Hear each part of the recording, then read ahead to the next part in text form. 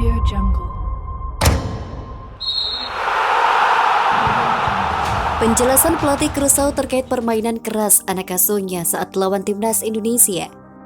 Sebelum kita lanjut, jangan lupa subscribe agar mendapat informasi yang terbaru.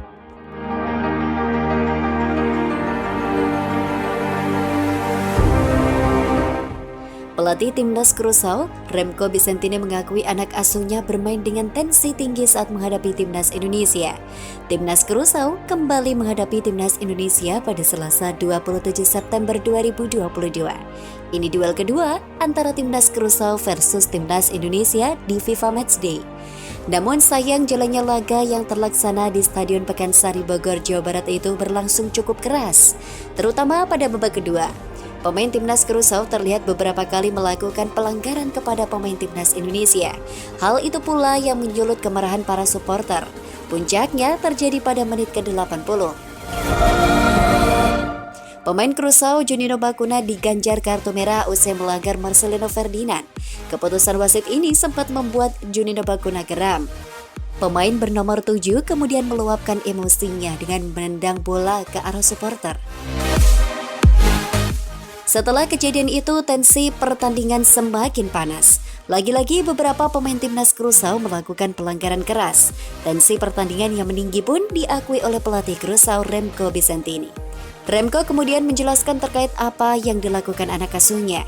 Menurutnya, pemainnya kesulitan mengendalikan emosi karena masih berusia muda. Selain itu, Remco berpendapat bahwa para pemain timnas Curaçao tidak menyangka jika pertandingan bakal berlangsung panas dan sulit karena hanya merupakan laga uji coba.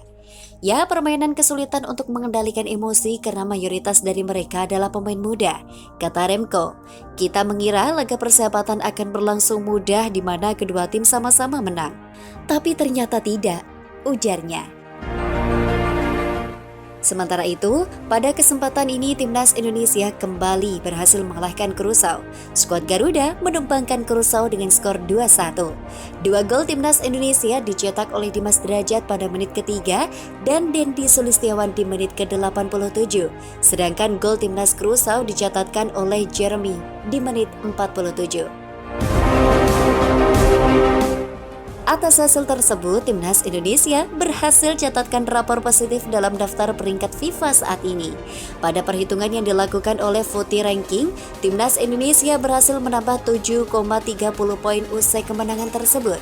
Timnas Indonesia juga berhasil naik 4 peringkat pada bulan September 2022. Jika ditotal, timnas Indonesia menambah 14,71 poin pada bulan September 2022 menjadi 1033,9. Jika direkap, timnas Indonesia berhasil merangkak ke posisi 152 untuk peringkat FIFA per Oktober 2022. Tentu, kenaikan peringkat FIFA tersebut terasa manis bagi timnas Indonesia. Pasalnya, hasil didapatkan timnas Indonesia melebihi para pesaingnya di Asia Tenggara.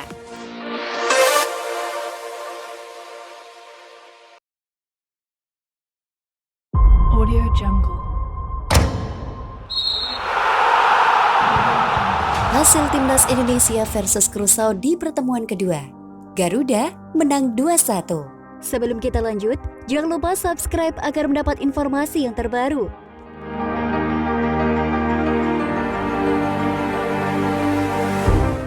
Hasil pertandingan timnas Indonesia versus Curaçao di pertemuan kedua akan dibahas di sini. Laga ini digelar di Stadion Pakansari, Selasa 27 September 2022. Ini merupakan pertemuan kedua setelah di Bandung pada Sabtu 24 September 2022. Dalam pertemuan itu, timnas Indonesia sukses menang dengan skor 3-2. Keunggulan sukses unggul ketika laga baru berjalan 3 menit. Sebuah tembakan keras dari Witan Sulaiman berhasil dimaksimalkan oleh Dimas Derajat. Curaçao berusaha untuk memperkecil ketertinggalan, namun pertahanan timnas Indonesia yang diterapkan oleh Sintayong tak mampu ditembus Leandro Bacuna dan kolega. Di babak kedua, Curaçao menurunkan Jeremy Antonisi untuk menambah daya gedor. Pilihan pelatih Remco Vicentini terbukti ampuh karena baru semenit laga bergulir, Curaçao mampu mencetak gol untuk menyeimbangkan skor. Sebuah eksekusi tendangan bebas dari Ricky Kabuaya sempat memberi ancaman. Sempat dimentahkan oleh pemain Curaçao, namun tendangan jarak jauh Rahmat Irianto masih melebar dari gawang. Sintayong merespon dengan menurunkan Marcelino Ferdinand. Sang bintang timnas Indonesia U20 mengambil tempat Ricky Kambuaya di lapangan. Sadil Ramdhani sempat memberikan ancaman beberapa saat kemudian. Aksinya melewati pemain Curaçao masih bisa dimentahkan oleh kiper. Sintayong kemudian melakukan 2 pergantian ganda dengan memasukkan Muhammad Rafli dan Dendi Sulistiawan. Mereka menggantikan Egy Maulana Fikri dan Dimas Derajat. Menit ke-72, Muhammad Ferrari dan Ramadan Sananta masuk ke lapangan. Sadil Ramdhani dan Pratama Arhan ditarik keluar. Yakob Sayuri memberikan ancaman di menit 75 dengan menusuk ke kotak penalti. Namun upaya masih mengenai tubuh pemain bertahan Curaçao. Curaçao harus bermain dengan 10 orang sejak menit ke-80 karena Juninho Bakuna di kartu merah.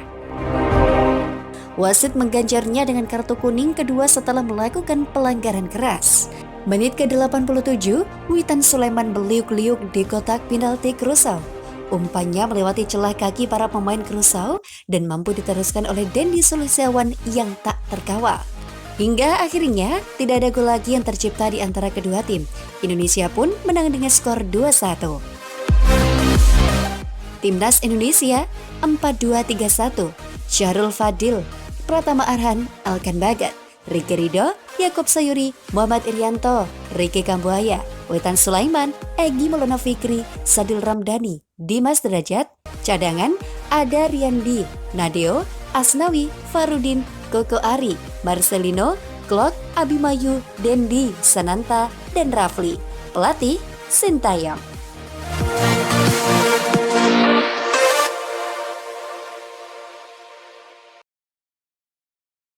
Audio Jungle.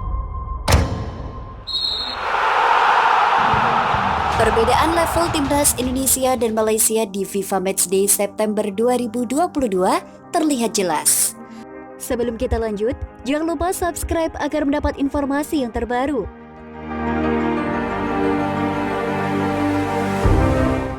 Perbedaan level timnas Indonesia dan Malaysia di FIFA Matchday September 2022 terlihat jelas.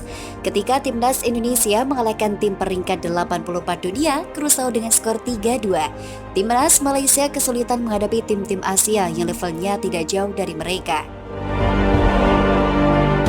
Baik timnas Indonesia dan Malaysia sama-sama menjadwalkan 2 pertandingan di FIFA Matchday September 2022. Timnas Indonesia diagendakan bersua Curaçao pada 24 dan 27 September 2022. Sementara itu Malaysia berduel dengan Thailand dan Tajikistan di Piala Raja 2022 yang dilangsungkan di Thailand.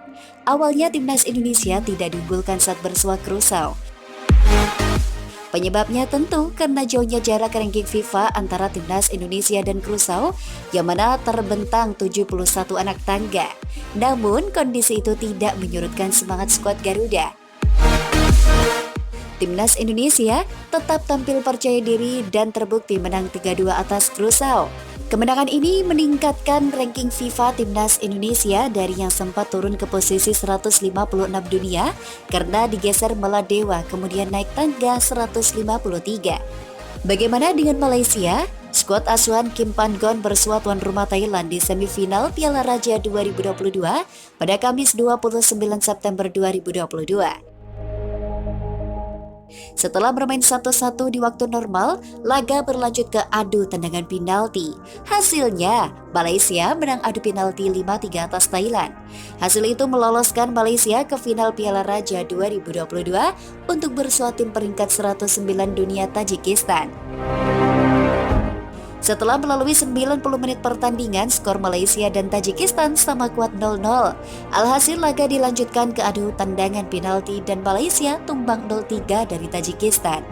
Hal itu berarti dalam 2 pertandingan Malaysia gagal menang di waktu normal. Fakta ini juga menunjukkan pelatih Malaysia Kim Pan-gon belum pernah membawa Harimau Malaya memenangkan laga tandang di waktu normal.